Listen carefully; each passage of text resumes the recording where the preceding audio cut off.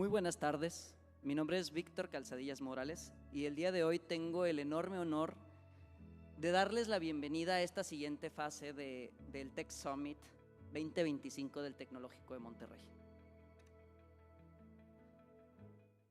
Lo que sigue a continuación son 4 que, aunque breves, son pláticas de muy alto impacto que nos compartirán más allá de una visión científica el cómo la interacción entre diferentes actores puede transformar al mundo.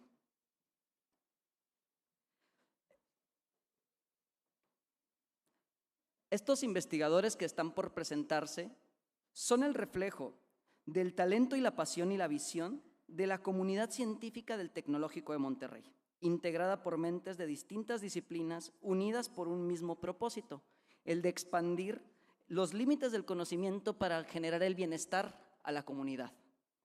Pero antes de dar un paso a nuestros distinguidos ponentes, quisiera compartir con ustedes una frase y una breve reflexión. La siguiente cita se le atribuye a uno de los divulgadores más grandes de la historia, Carl Sagan. Después de todo, cuando estás enamorado, quieres compartir con todo el mundo esa emoción.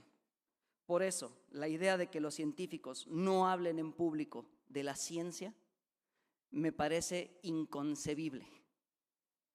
Que se supone que estamos trabajando con amor y pasión por resolver los problemas, pero no tenemos esas ansias de compartirlo con el mundo, esa emoción de compartir el trabajo arduo que estamos haciendo por el mundo.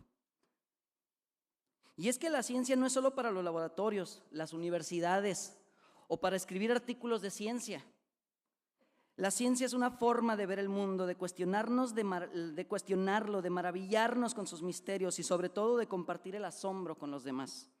Hoy, en este congreso, estamos llamados a hacer precisamente eso, escuchar, dialogar y descubrir juntos cómo el conocimiento interdisciplinario puede ayudarnos a enfrentar un mundo cada vez más complejo, donde la exposición de estos proyectos, más allá de solo hablar de diferentes progresos científicos, son un mensaje de esperanza, de que el mundo no solo puede ser mejor, sino que será mejor a través del desarrollo tecnológico y la colaboración entre diferentes organizaciones. No importa cuál sea nuestro rol en la sociedad, académicos, investigadores, emprendedores, ciudadanos, la ciencia nos concierne a todos. Así que, sin más preámbulo, los invito a poner nuestra primera ponencia, donde exploraremos una idea fundamental: el enorme potencial transformador de obsesionarnos no con la solución, sino con encontrar los problemas del día a día. Quiero que por favor pongan la ponencia de Ashutosh. Adelante, por favor. Ashutosh Sharma, director del Departamento Regional de Bioingeniería, líder en agrobiotecnología, es director del Departamento Regional de Bioingeniería en el Tecnológico de Monterrey, Campus Querétaro, y miembro nivel 2 del Sistema Nacional de Investigadores, con más de 110 publicaciones científicas. Además, ha impulsado tecnologías para la agricultura sustentable y el cultivo de plantas medicinales. Es fundador y asesor de empresas agrobiotecnológicas, consultor de proyectos internacionales y miembro activo de comités y asociaciones científicas de renombre, reflejando su compromiso con la innovación y el desarrollo sostenible en la biotecnología. Demos la bienvenida a Ashutosh Sharma.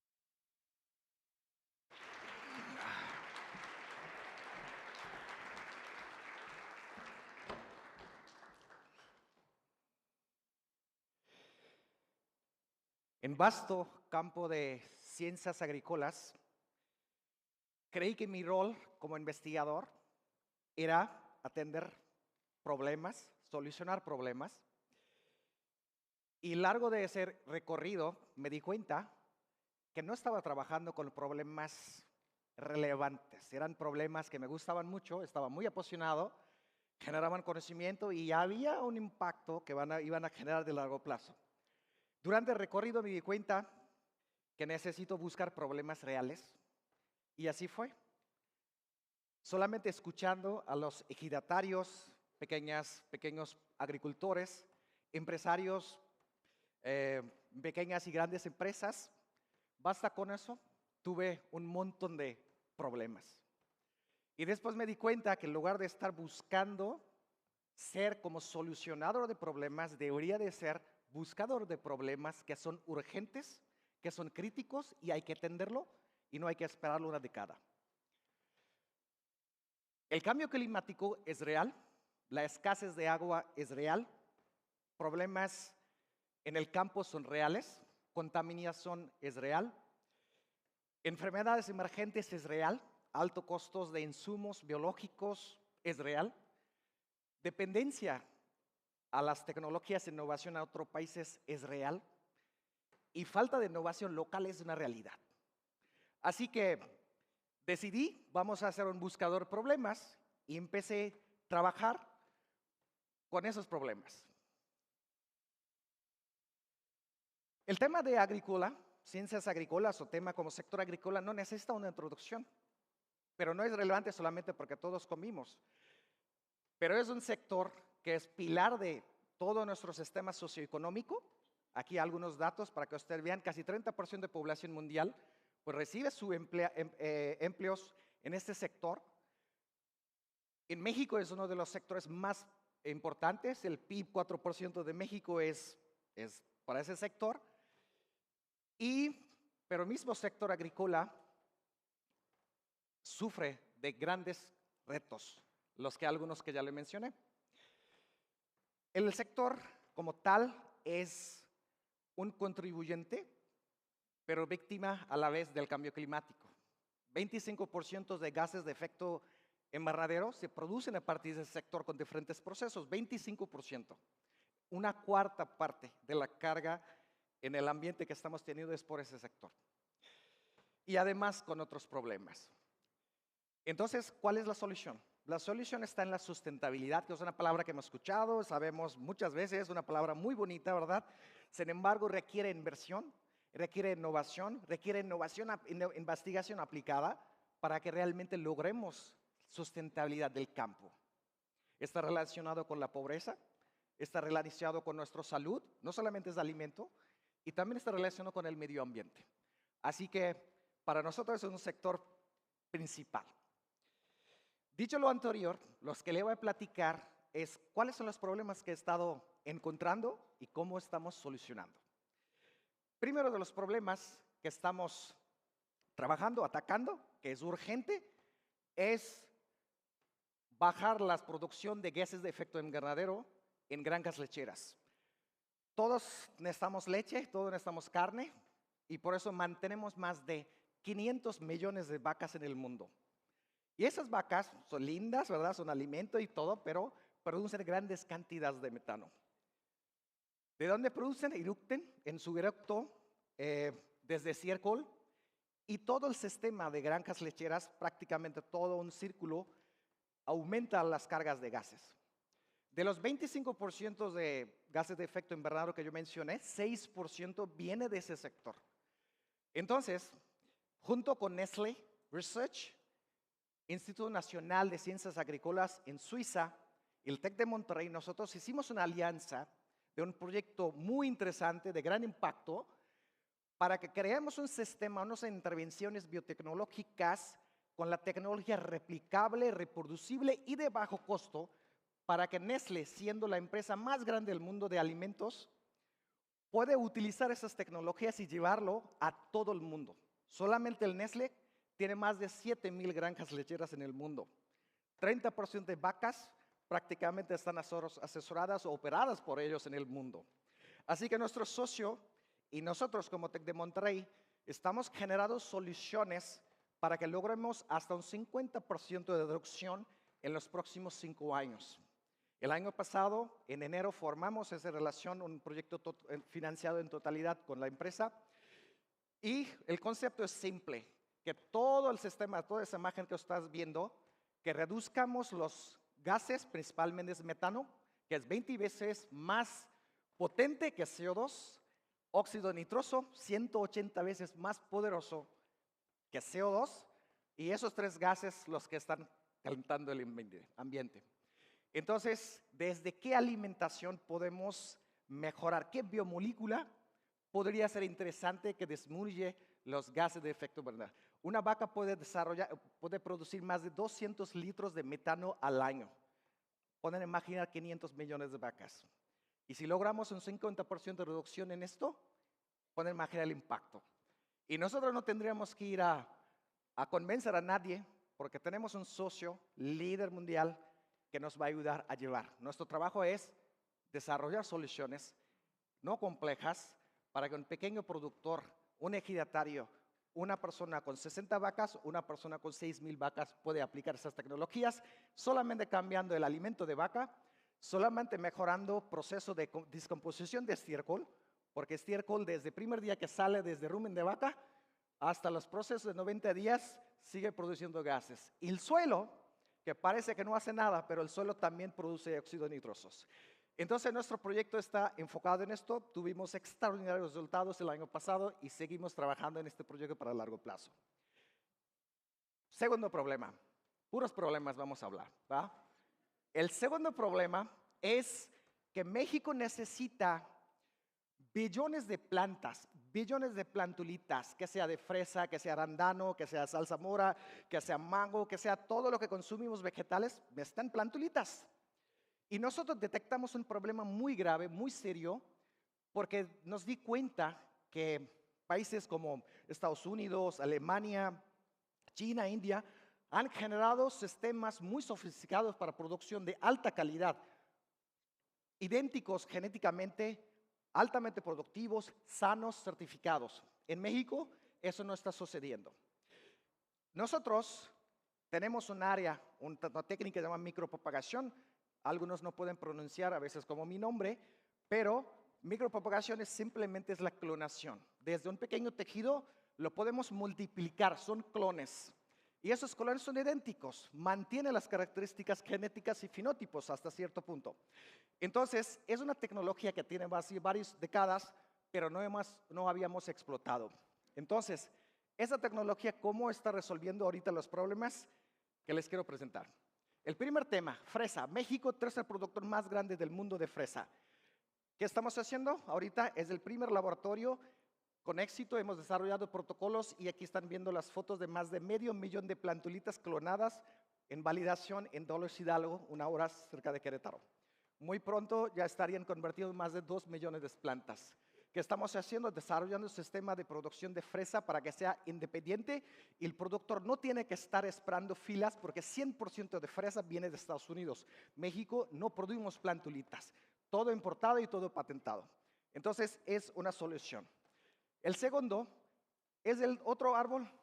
Hace 40 años fue introducido en México, sin embargo, por falta de propagación sana y falta de propagación, porque casi no puede germinar, tiene una tasa de germinación de 0.3%, logramos generar este árbol como una alternativa para el mercado mexicano, para los mexicanos, porque la gran parte del proyecto de reforestación y gran parte de los proyectos de madera depende de cedros y pinos que tardan décadas en crecer. Este árbol crece 6 centímetros al día.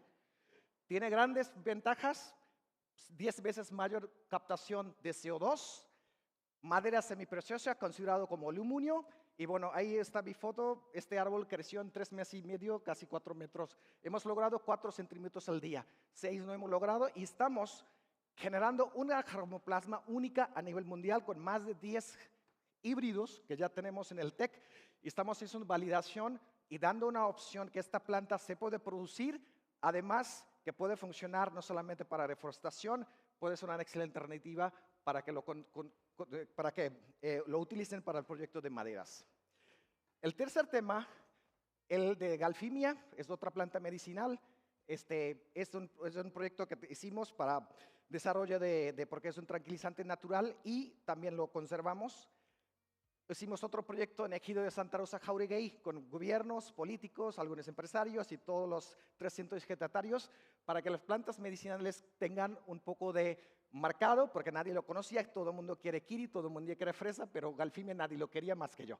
Entonces nosotros tuvimos que generar una sensibilidad y generar un mercado porque es un producto que quedó atorado porque no tenemos materia prima, no existe, es una planta casi en peligro de extinción y ahorita ya tenemos más de 1 hectárea produciendo esa planta en altas cantidades. Y bueno, algunas fotos de estos, que hicimos un proyecto con hectáreos, Galfimia con lechugas y otros cultivos. Doña Mari, Doña Chay, súper feliz porque sacaron otros cultivos porque parecía que esos campos eran abandonados, pero utilizamos pequeñas intervenciones, nada de tecnología grande, juntando esfuerzo de todos esos stakeholders y al final logramos excelentes resultados y Galfimia ya está siendo producido allá. Y bueno, al final, tanto micropropagación, metimos también esta aplicación que es para es para uso público, todo el mundo puede utilizarlo, nuestros estudiantes les encanta. Es una aplicación donde todos pueden aprender, estudiantes, empresarios, todos los interesados de esa técnica de qué se trata. Y bueno, somos formadores, entonces nos funciona súper bien. Y bueno, el último problema, cuando ya tenemos protocolos, el problema es dónde lo producimos. Los altos costos de laboratorio. Cuesta $2 millones poner un laboratorio. Ahí nos ocurrió, ¿por qué no hacemos laboratorio de bajo costo y on-site?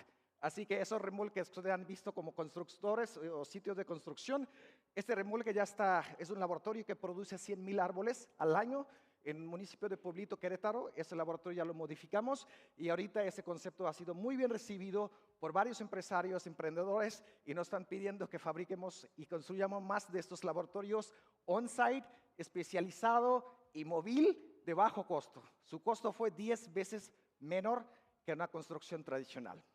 Y bueno, nada más para finalizar, hay una historia que me gusta mucho, que en un mega incendio forestal, un pájaro donde todos los animales estaban huyendo, corriendo, un pequeño pajarito llevaba gotitas de agua y trataba de apagar el fuego. Y el león le preguntó a ese pájaro, oye pájaro, ¿qué estás haciendo? ¿Crees que con esas gotas vas a apagar este incendio? Dijo, no lo sé, pero estoy haciendo mi parte. Así que yo creo que como todos nosotros, cada uno de nosotros como investigadores, investigadoras del TEC de Monterrey, si trabajamos en conjunto y busquemos problemas relevantes, creo que podemos cambiar el mundo. Muchas gracias.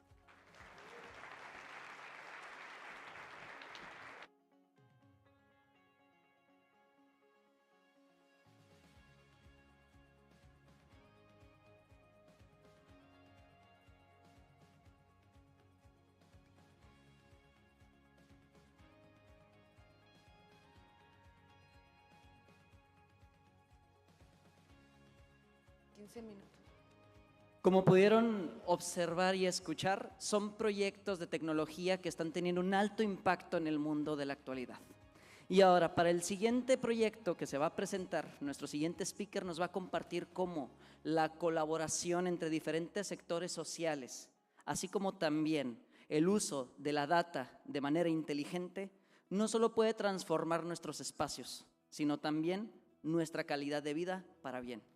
Démosle un fuerte aplauso, por favor, a nuestro siguiente speaker, Roberto. Roberto Ponce López, profesor investigador del Centro para el Futuro de las Ciudades y Escuela de Gobierno y Transformación Pública. Es profesor investigador en el Centro para el Futuro de las Ciudades y en la Escuela de Gobierno y Transformación Pública del Tecnológico de Monterrey. Es líder del Grupo de Investigación en Ciencia de Ciudades. Su línea de investigación explora simulaciones de la expansión urbana, modelación de transporte y analíticas del desarrollo del espacio público a través del uso de sistemas de información urbanos para la planeación de políticas y el desarrollo de las ciudades. Demos la bienvenida a Roberto Ponce López.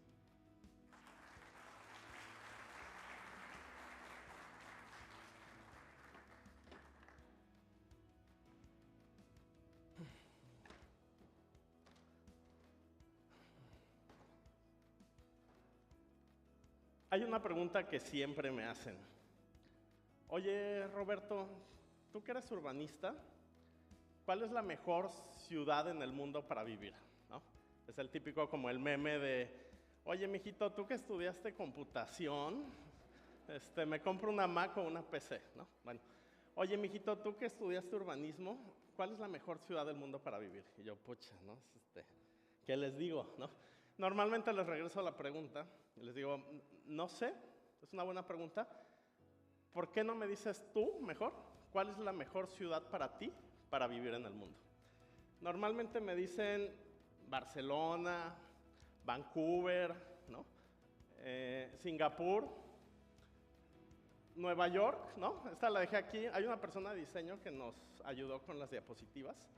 Y cuando vio mis láminas, y yo hablando de las ciudades en México, se le ocurrió que la mejor forma de representarlo pues, era con una imagen de Nueva York, ¿no? Con los taxis y los skyscrapers. Lo primero le reclamé, oye, pero ponme una foto de una ciudad en México, ¿no? Al menos al final decidí dejarla porque creo que muestra la paradoja, ¿no? La paradoja que quiero ilustrar es eso. Tenemos una enorme dificultad para asociar nuestras ciudades en México con los mejores lugares para desarrollarnos y para vivir, ¿no? Entonces, ¿qué es una ciudad propia para vivir, ¿no? Una ciudad que asociamos con calidad de vida es aquella que ofrece proximidad, ¿no? Que no requieras de un vehículo privado para transportarte. Es una ciudad que ofrece oportunidades para sus habitantes, oportunidades de vivienda, oportunidades de consumo, oportunidades de acceder a un empleo, ¿no? Y eso normalmente requiere proximidad, requiere densidad de personas caminando en las calles, en las banquetas, entornos caminables, requiere diversidad de actividades y de estilos de vida, ¿no? Entonces, de esto les voy a hablar el día de hoy, de que transformar nuestras ciudades en México es posible y además es una tarea urgente. Justamente lo que estamos haciendo en México es al revés de lo que deberíamos hacer, ¿no? Esta es una imagen de Monterrey. Aquí lo que tenemos y se observa en azul es un modelo de expansión territorial. Lo que estamos generando es una ciudad fragmentada, una ciudad que pierde densidad, una ciudad que se expande, ¿no? Entonces, este es el modelo que seguimos. El problema de este modelo es que es costoso socialmente, pero lo que está pasando es que a los hogares jóvenes, a los hogares de clase media, a los hogares de menor ingreso, los estamos expulsando a vivir en las periferias urbanas, ¿no? Esto pasa en Monterrey y pasa en otras ciudades de México. Es costoso ambientalmente porque el nuevo suelo que urbanizamos y llenamos de asfalto concreto era suelo natural que servía para capturar carbono, suelo natural que servía para absorber agua para los mantos freáticos, ¿no? Y es costoso financieramente, ¿no? Conforme nos expandimos, tenemos que mandar patrullas, llevar servicios a esas áreas distantes. Eso está pasando en las principales ciudades de México. Aquí lo que tenemos es una imagen de Ciudad de México, Guadalajara y Monterrey. Lo que está en color rojo son las zonas que pierden población y que la han perdido en los últimos 20 años. Lo que está en azul son las zonas que han ganado población. La colorimetría nos indica la gravedad del asunto. Entre más azul gana más población, entre más rojo pierde más población. Y los porcentajes que vemos abajo, 26, 27, 31%, es la superficie que aparece en rojo, la superficie que ha perdido población. Entonces, cuando hablamos de que los centros de nuestras principales ciudades pierden población, nos referimos a franjas enormes, ¿no?, de nuestras ciudades.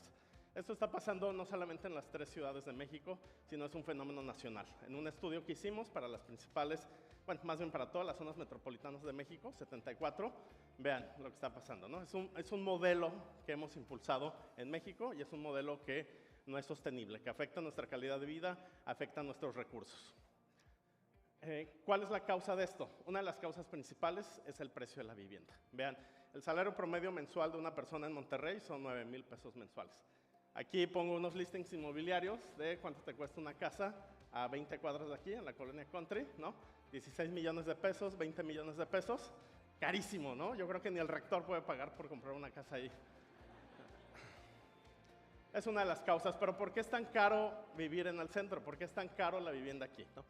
Por el transporte, ¿no? Durante 50 años, la mejor infraestructura de transporte que construimos fue en toda esta zona central de la ciudad, ¿ve? Constitución, Morones Prieto, las líneas de metro. Entonces, al ser el punto más accesible de la ciudad, hace que sea la zona más deseable comercialmente y que tenga un enorme valor comercial, ¿no? Entonces, es complejo. A lo que voy es un problema, es lo que llamamos un Wix problem, ¿no?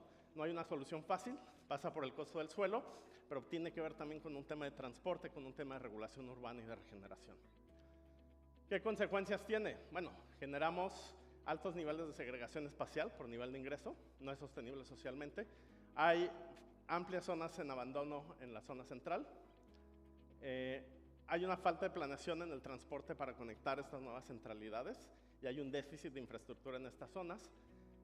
En transporte, colas aquí en Monterrey, lo hemos visto en las noticias, personas esperando 30 a 40 minutos por un transporte para ir a sus residencias, ¿no? Y finalmente, un modelo de vivienda industrial lejos de donde están los empleos, ¿no? Vivienda en Suazua, en el Carmen, personas que hacen hasta 3 horas de transporte público de ida y vuelta para llegar a sus trabajos y regresar a su casa. Entonces, no es sostenible. Esto es costoso. ¿Podemos cambiar? Sí. La buena noticia, hay 3 instrumentos que podemos usar para cambiar nuestras ciudades y que están a nuestros alcances. Tenemos obras de infraestructura, podemos planear nuevas líneas de autobús, nuevo metro, ¿no? Podemos regular el suelo, las densidades, facilitar la regeneración y reactivar una oferta de vivienda asequible en zonas centrales. Y finalmente tenemos incentivos económicos.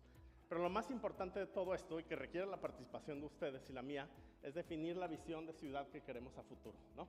¿Cuál es la visión? ¿Cómo queremos que sea Monterrey, Mérida, Guadalajara en los próximos 20 años? Y entonces sí, articular estos 3 elementos para construir esa visión. El problema que tenemos es que actualmente van en distinta dirección esos elementos, ¿no? La infraestructura jala por un lado, la regulación del suelo está descoordinada, de los incentivos fiscales, etc. ¿Qué buscamos hacer en el TEC de Monterrey y en el Centro para el Futuro de las Ciudades? Cambiar este modelo urbano. Esta es nuestra misión, esta es nuestra visión. Si en algún lugar se puede hacer o se ha demostrado que esto es posible, es aquí, ¿no? Un proyecto tan exitoso como Distrito Tech.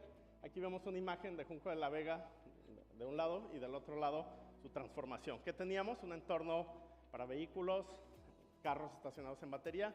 ¿Qué vemos hoy? Un entorno caminable. Entonces, al final lo que tenemos, es la infraestructura, pero también es la regulación del suelo y toda esta serie de políticas que les narraba, ¿no? Entonces, el TEC de Monterrey fue exitoso. Esta zona, alrededor del TEC, Distrito TEC, es una zona que del 2000 al 2010 perdió 24% de población. Del 2010 al 2020, a partir de este esfuerzo de regeneración, de revitalización urbana, gana 53% de población, ¿no? Entonces, un poco la visión, misión también es llevar esta experiencia y este know-how exitoso que ha tenido el TEC de Monterrey en Distrito TEC a otras zonas y a otros espacios, ¿no? A otras ciudades, a otros barrios. Entonces, aquí es alguno de los modelos que estamos haciendo. Estamos trabajando con ciudades como Mexicali, como Culiacán. Aquí en Monterrey tenemos varios proyectos en curso. Algo que hacemos, y conjuntando el ADN del TEC de Monterrey con el tema urbano, utilizamos tecnología. ¿Utilizamos tecnología para qué? Para entender la interacción de las personas con los espacios, con cámaras, visión computacional. Utilizamos tecnología para simular el futuro de una ciudad, ¿no? A ver, ¿qué pasaría si Monterrey sigue creciendo igual en 20 años? ¿Cómo se va a ver, no? Entonces, bueno, algunos de los proyectos emblemáticos que tenemos, este es uno de los más importantes y más grandes de este año, es un esfuerzo que llamamos de planeación por escenarios, ¿no? Esto es un cambio radical en la forma en que planeamos las ciudades en México. Lo que se hace es, utilizamos una serie de herramientas para decir, a ver, ¿cómo se va a ver Monterrey en 20 años? ¿Ahí es donde queremos estar o no? ¿No? Cambiemos la trayectoria. Simulemos distintos escenarios de futuro, ¿no? Aquí algunas imágenes, un ejercicio que hicimos con Faculty of Excellence, Stephen Popper, del uso de estas técnicas y exploración de escenarios para un modelo de vivienda asequible en Monterrey, ¿no? Abajo, Uri Avin es el gran experto en los Estados Unidos en este modelo de planeación por escenarios. Es profesor emérito de la Universidad de Maryland, ha dirigido más de 40 planes urbanos en los Estados Unidos. Hace 6 meses lo contratamos, lo reclutamos en nuestro equipo, lo vemos semanalmente y nos guía en este ejercicio que vamos a hacer en Monterrey este año, ¿no? De definir esta visión de futuro en Monterrey. Usamos herramientas. Una de las herramientas más importantes que usamos es un simulador de transporte. Recreamos un mundo virtual de Monterrey y simulamos diariamente los viajes de las personas y de los hogares. Y esto nos sirve para hacer escenarios que anticipen, decir, a ver, ¿qué pasa si construimos una línea de metro? ¿Qué pasa si más bien hacemos una nueva red de autobuses públicos? ¿Cuál es el impacto que tendría? ¿Cuál es el impacto que tendría en resolver el tráfico? Y realmente esa solución que planteamos de infraestructura nos acerca a esta visión colectiva que tenemos. Entonces, eso es muy importante. La visión colectiva la fijan los ciudadanos, pero las herramientas nos sirven para simular qué políticas nos conducen a esa visión que se define colectivamente, ¿no?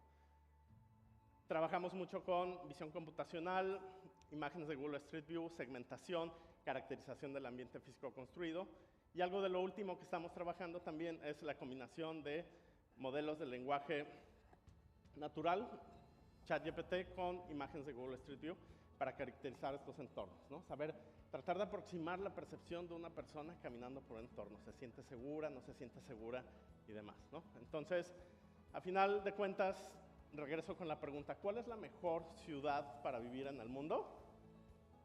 Yo creo que aquella en la que sus ciudadanos participan y ayudan a definir, o hay un espacio para definir esta visión colectiva de dónde quieres llegar, ¿no? Y nosotros lo que hacemos como TEC de Monterrey, como Centro para el Futuro de las Ciudades, es disponer de una serie de herramientas que ayuden a los ciudadanos a alcanzar esa visión de futuro que se definió colectivamente. Muchas gracias.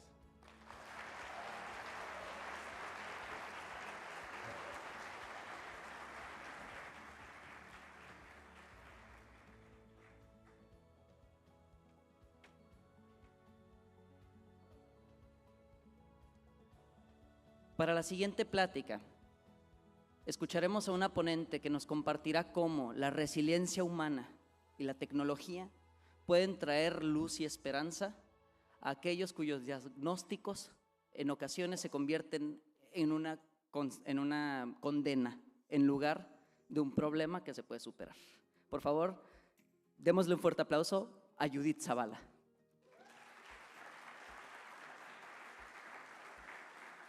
Judith Zavala Arcos, profesora investigadora del Departamento de Investigación e Innovación de la Escuela de Medicina. Es coordinadora del Grupo de Investigación de Terapias Innovadoras en Oftalmología y Ciencias Visuales. Y sus investigaciones destacan por sus avances en ingeniería de tejidos y fármacos oculares. Además, es coinventora de 3 patentes y cofundadora de la empresa de base biotecnológica Synthetic Ocular Restoration. Demos la bienvenida a Judith Zavala Arcos.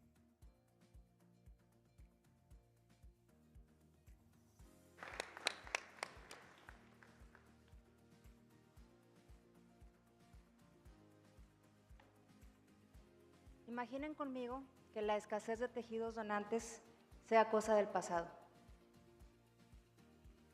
Muchos de nosotros damos hoy por sentado la capacidad de ver, de admirar el mundo que nos rodea, pero para muchos otros esto es solo un sueño distante. Hoy quiero hablarles de una innovación que puede cambiar esta realidad. Durante 14 años hemos estado trabajando en la creación de tejido sintético corneal en el laboratorio.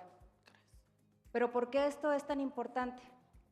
Bueno, la ceguera corneal afecta a millones de personas que no tienen otra opción más que un trasplante y esperan años por él. La donación de órganos, evidentemente, no está siendo suficiente. Dimensionemos el problema. Se estiman 11 millones de personas en todo el mundo con ceguera corneal, para lo que la única estrategia disponible es el trasplante. Sin embargo, pues esta estrategia enfrenta varias limitantes. La principal es la escasez de tejido donante, que por cierto, la córnea es el órgano que menos se quiere donar entre el registro de donantes. Luego está el acceso limitado al tejido que ya está disponible y le sigue el costo de la cirugía. La córnea es el órgano que más se trasplanta en el mundo, según datos de la Organización Panamericana de la Salud, y en México es el segundo. Sin embargo, en 2019 se registró que el 57% de los órganos trasplantados en el país fueron de córnea. Actualmente existe solo una córnea por cada 70 que se requieren, y esto representa una lista de espera de hasta 2 años. Esto afecta en la vida de las personas, de los pacientes diagnosticados y de sus familias alrededor.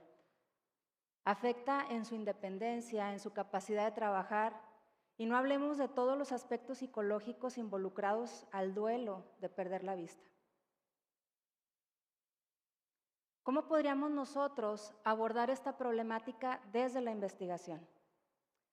La córnea es un tejido altamente especializado y abordar este reto requería unir esfuerzos desde diferentes disciplinas. Para que me entiendan un poquito mejor, voy a hablar un poco más sobre la córnea.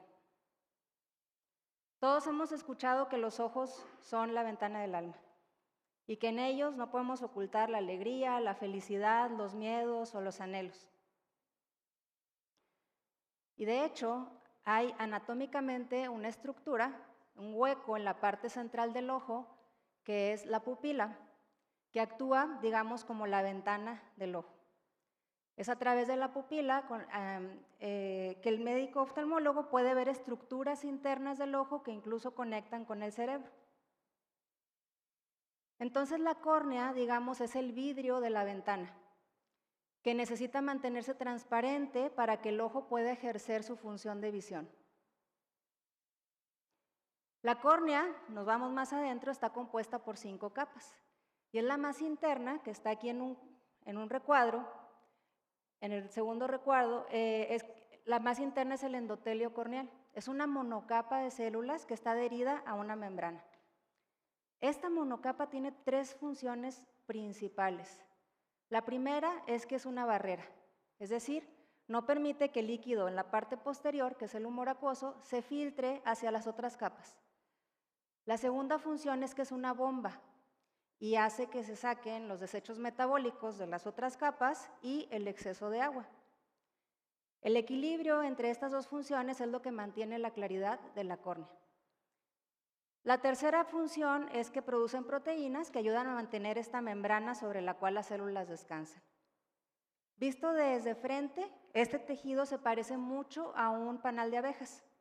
Si tuviéramos aquí un microscopio, podríamos ver un patrón geométrico perfecto, hexágonos diminutos, cada uno llevando a cabo esa función primordial en mantener a la córnea transparente. Lo único malo con este tejido es que no puede regenerarse una vez dañado. Cuando hay daño en el endotelio corneal, las células se van muriendo y se van formando huecos, a través de los cuales se filtra el líquido y eso se traduce en formación de edema, que va progresando hasta causar la opacidad total de la córnea, que es la ceguera y que nada más se puede curar con un trasplante. Entonces el reto era hacer que las células del endotelio de la córnea que no se reproducen en nuestro organismo lo hagan en condiciones de laboratorio, manteniendo todas sus características. Ahí es donde entramos nosotros y a través de esta trayectoria hemos logrado, primero, diseñar una estrategia para que estas células sí se pudieran reproducir en una placa de cultivo. No solo eso, logramos reproducir hasta 10 veces más células a partir de una sola córnea donante, manteniendo todas sus características. Luego trabajamos en un biomaterial sintético que fungiera como ese andamio en donde las células se pudieran adherir para formar la monocapa.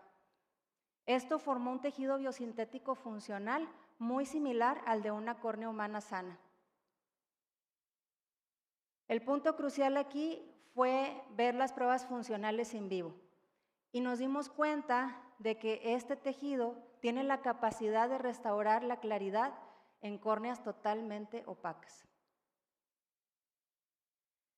En este punto, como grupo de investigación, estábamos en la cima del cielo y estábamos listos para dar ese gran salto hacia consolidar los resultados, las evidencias que nos llevaran luego a un ensayo clínico. Teníamos recursos, alumnos y teníamos estos resultados tan prometedores con los que seguramente nos iban a dar financiamiento en alguna convocatoria. Hasta que llegó la pandemia. Y con ello una pausa en esta historia y en el proyecto de investigación. Y aquí quiero aprovechar para compartir 3 experiencias que en lo personal marcaron un antes y un después en este proyecto. La primera experiencia es en el ámbito profesional, pues en pandemia a nosotros los profes investigadores nos sugirieron, entre paréntesis, obligaron un poco, a tomar estos cursos en emprendimiento. Para mí era como chino avanzado y no me veía vendiendo córneas, sinceramente. Pero bueno, terminé los cursos, obtuve mi diploma y me quedé con la satisfacción de haberlos tomado, pero seguramente esto nunca lo iba a usar en mi vida profesional. La segunda experiencia ha sido el reto tal vez más grande de mi vida y fue vivir en pandemia, en carne propia, lo que es recibir un diagnóstico que parezca una sentencia. Me debía de someter a una cirugía mayor casi de inmediato, sin la garantía de que con eso me fuera a recuperar por completo. En los meses de recuperación tuve mucho tiempo para reflexionar. Y una de las cosas que valoré sin duda fue el poderme dedicar a lo que más me gusta, que es la ciencia, pero además enfocada en el desarrollo de tratamientos para enfermedades que el día de hoy no tienen cura. Cuando regresamos a actividades presenciales, afortunadamente totalmente recuperada, este sentimiento de vulnerabilidad tomó otra forma. Me acuerdo que entré al laboratorio y me topé con esto. Parecía un pueblo fantasma. Frascos de reactivos caducados, a medias, cultivos celulares inservibles, sin alumnos y sin recursos. Era pues un reto muy grande retomar el proyecto desde donde lo habíamos dejado. Y lo habíamos dejado justo en ir hacia los ensayos clínicos, a fortalecer la evidencia. Y es que además está bien documentado que la investigación, desde los primeros hallazgos, al menos en el área de medicina, la investigación translacional, hacia la adopción de estas nuevas tecnologías en la práctica clínica, enfrenta dos valles de la muerte. Y el primero es precisamente el obtener financiamiento para los ensayos clínicos. Fue un punto de inflexión, pero también fue un punto en donde o nos rendíamos o buscábamos una alternativa. Pero bueno, en la adversidad también nace la creatividad y para mi sorpresa hubo la oportunidad de participar en una convocatoria que buscaba a nivel Latinoamérica proyectos con mucho potencial de convertirse en emprendimiento científico. Yo solamente vi sinceramente la cantidad que estaban dispuestos a invertir y para mí eso significaba darle para adelante con el proyecto.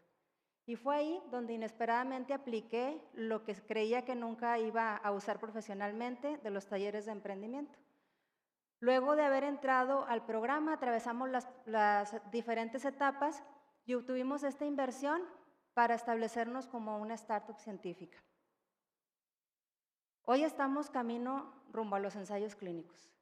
En estos últimos 2 años hemos trabajado para obtener y robustecer esta evidencia y tenemos estos datos de que de llegar a comercializarse, esta tecnología tiene el potencial de generar entre 6 y 10 implantes a partir de una sola córnea, a un costo mucho más accesible que el de un trasplante. Con esto podemos democratizar el tejido actualmente disponible y no más una sola córnea por cada 70 que se requiere. El sueño de poner pequeñas fábricas de tejido corneal a demanda ya no se ve tan lejano. Nuestra trayectoria ha sido sólida y constante, con publicaciones científicas y con reconocimientos nacionales e internacionales en cada etapa del proyecto. Dentro de unos años espero compartir los resultados del primer paciente trasplantado con este tejido, de un paciente que abra los ojos y pueda volver a ver a su familia. Me gusta pensar que no solamente estamos fabricando tejido sintético, tenemos en nuestras manos el devolver conexiones, sueños y esperanza. Necesitamos construir puentes que conecten a la ciencia, a la investigación translacional con las aplicaciones clínicas. Solamente así vamos a poder poner realmente la ciencia al servicio de la sociedad.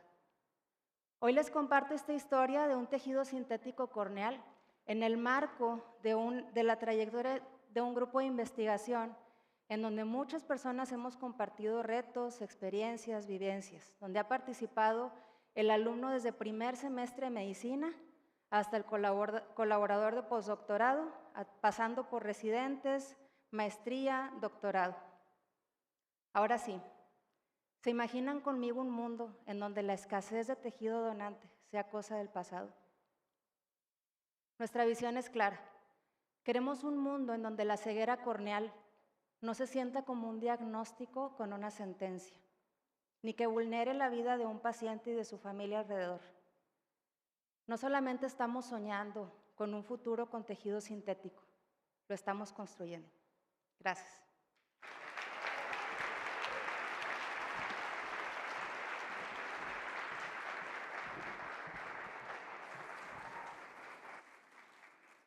A continuación, para nuestra última plática, la siguiente investigadora nos compartirá precisamente dónde se encuentra la siguiente amenaza que, como en eventos recientes hemos visto, se ha puesto en duda la fragilidad de nuestra especie ante amenazas de índole global. Por favor, recibamos con un fuerte aplauso a nuestra siguiente ponente. María Luisa del Prado Audelo, profesora investigadora del Departamento de Tecnologías Sostenibles y Civil de la Escuela de Ingeniería y Ciencias.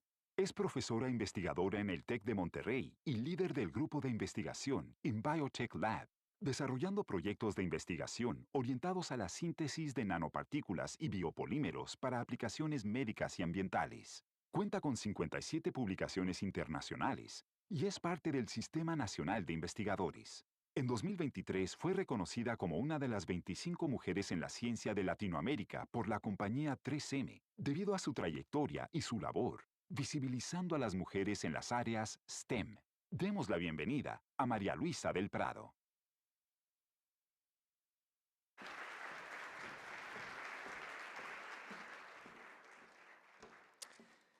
¿Imaginan que todos pudiéramos colaborar, sin importar en qué país viviéramos, sin importar nuestro nivel socioeconómico, sin importar siquiera nuestra escolaridad?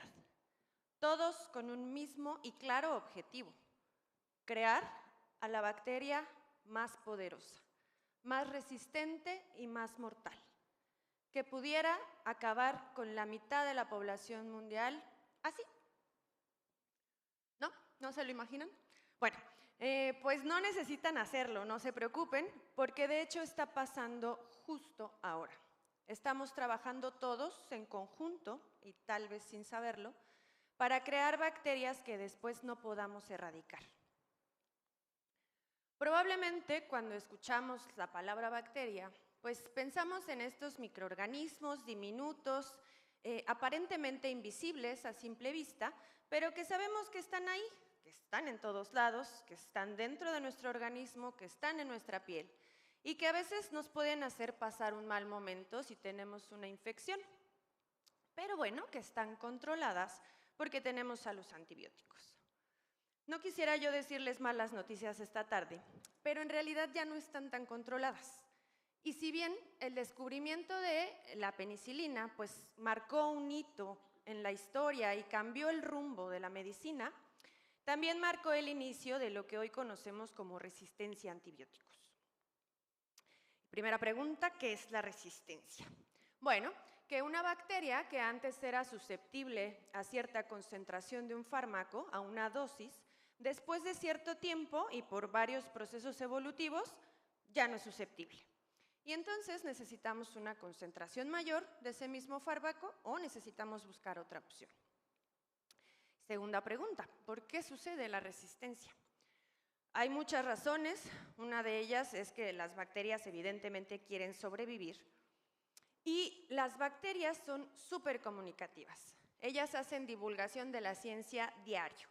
Su pecho no es bodega. Ellas comparten todo. Comparten información genética, así como nosotros, de generación en generación. Pero también lo hacen de manera horizontal. Eso quiere decir que una bacteria adulta puede compartir genes con otra bacteria, sea o no de su misma especie. Entonces, esta facilidad de compartir genes y genes de resistencia hace que las bacterias resistentes también estén en todos lados. Por ejemplo, en los hospitales. Un hospital es el caldo de cultivo perfecto para una bacteria resistente.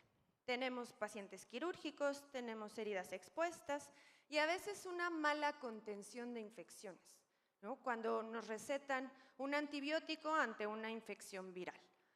¿Qué va a pasar? Bueno, al virus no le va a pasar nada, pero nuestras bacterias van a empezar a recibir información sobre los antibióticos que usamos.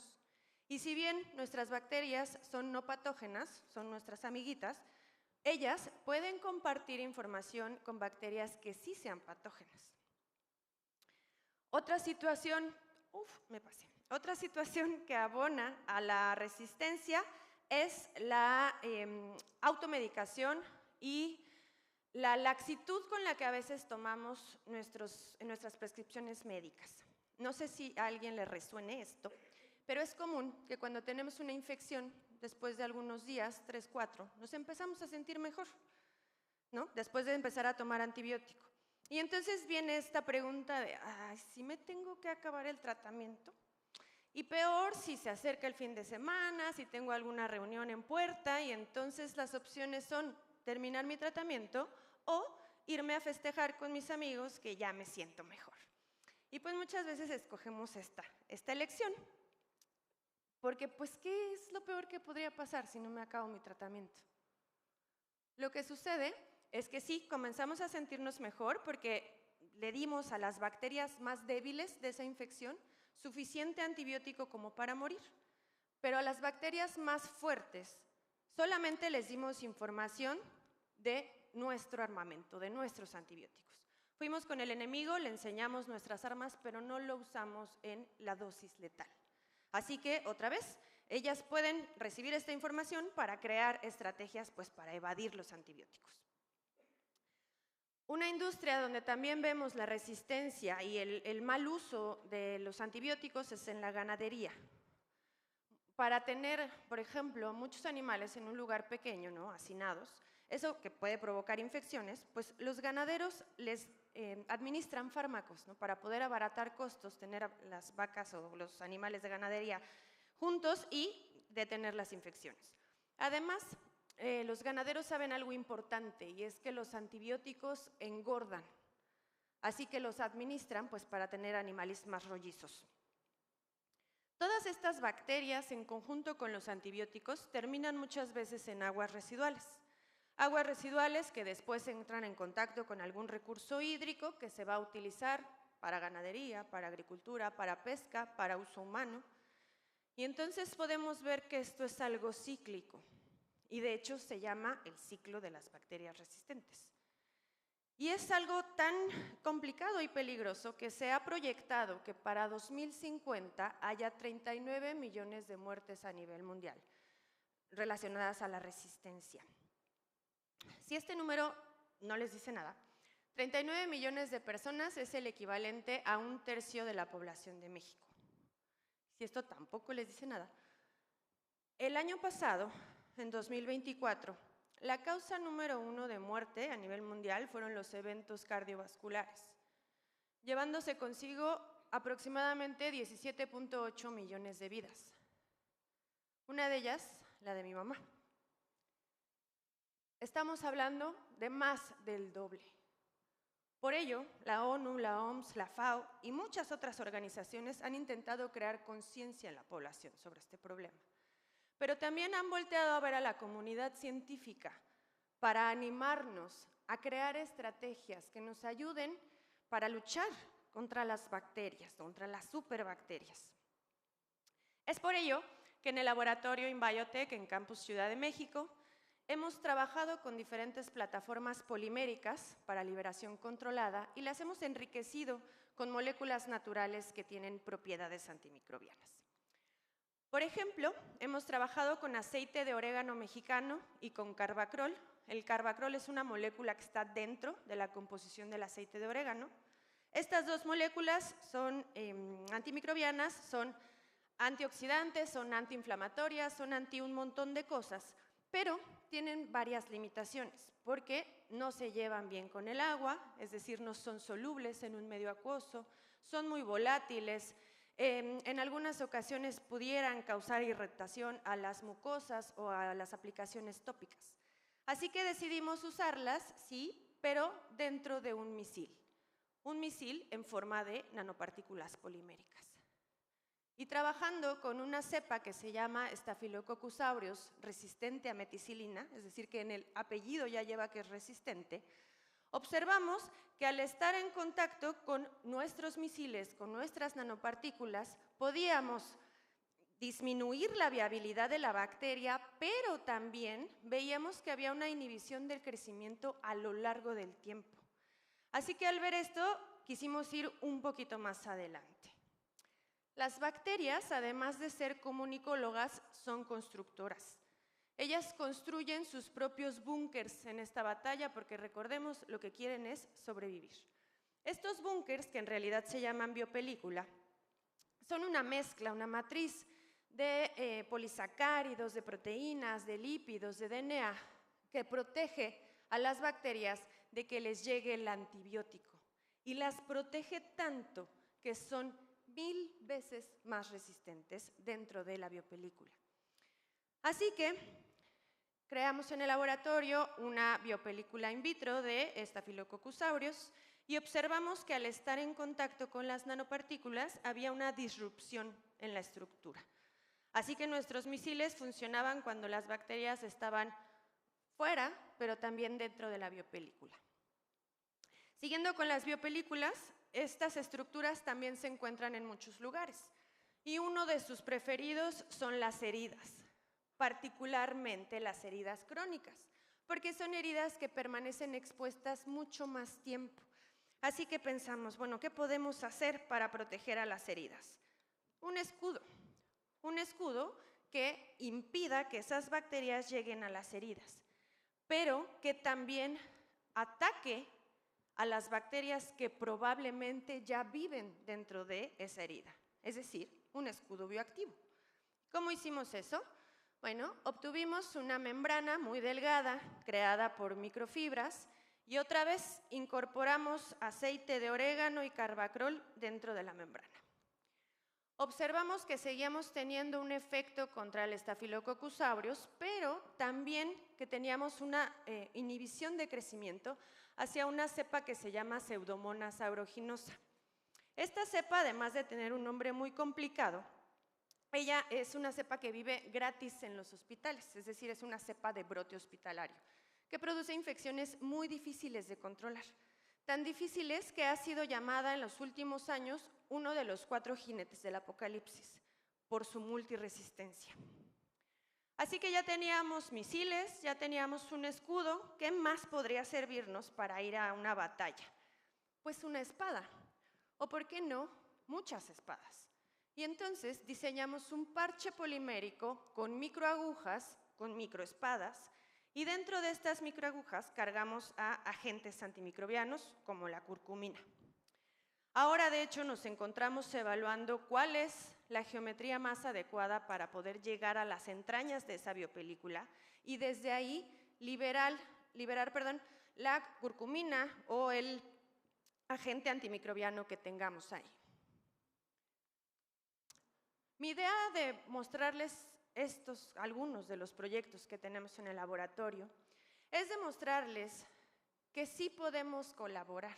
Todo el mundo puede colaborar, pero para salir victoriosos de esto que ha sido llamada la pandemia silenciosa, porque no todo el mundo habla de la resistencia antimicrobiana, pero la resistencia sí está en todo el mundo. Manos a la bacteria. Gracias.